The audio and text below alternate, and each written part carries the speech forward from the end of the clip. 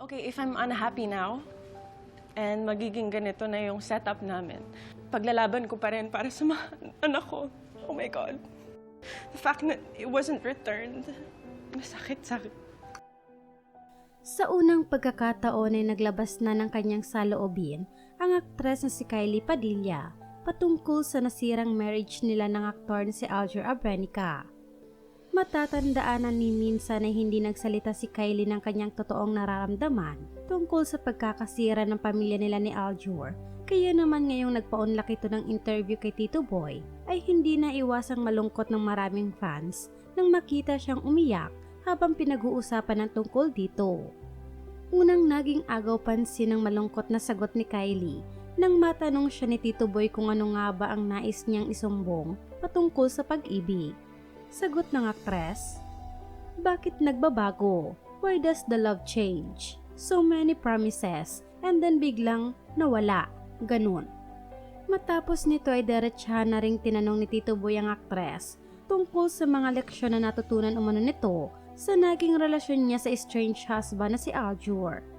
Ngunit dito na mas lalong naging emosyonal si Kylie kung saan ay hindi na nga nito napigilan pa ang umiyak dahil aniya ay pinaglaban niya raw talaga hanggang dulo ang marriage nila ni Aljur upang hindi masira ang pamilya nila para sa mga bata.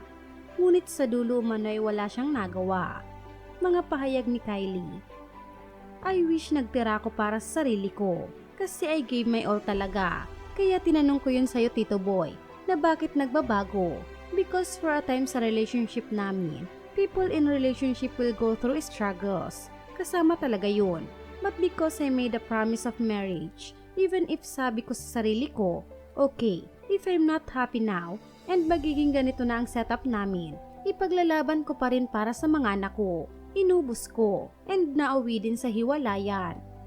Ibinunyag din ni Kylie na labis siyang nasaktan nang hindi napiliin pa ni Aljur ang bumalik sa kanila dahil gusto niya raw talaga ang buong pamilya para sa kanyang mga anak.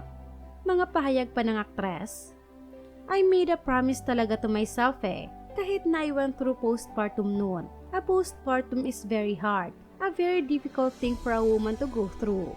Pero pinaglaban ko pa rin hanggang sa dulo na panininigan ko yung ginawa namin na kasal. In fact, na it wasn't returned, masakit sa akin." May mga pahayag din si Kylie sa mga tao na nagsasabi at nagja-judge sa mga artista na umano'y normal na papalit-palit sila ng partner dahil aniya ay hindi ito ang gusto niya dahil alam niya umano ang pakiramdam ng nasa broken family at kung maaari daw sana'y ayaw niya itong maramdaman ng kanyang mga anak. Mga pahayag pa niya, "Galing ako sa broken family. I hated when people say, artista yan, palit-palit lang, like that's their life. Ganun talaga yung style ng mga artista when it comes to relationships. But people don't know how much it hurts me. It's very unfair. And I wanted more for my kids talaga.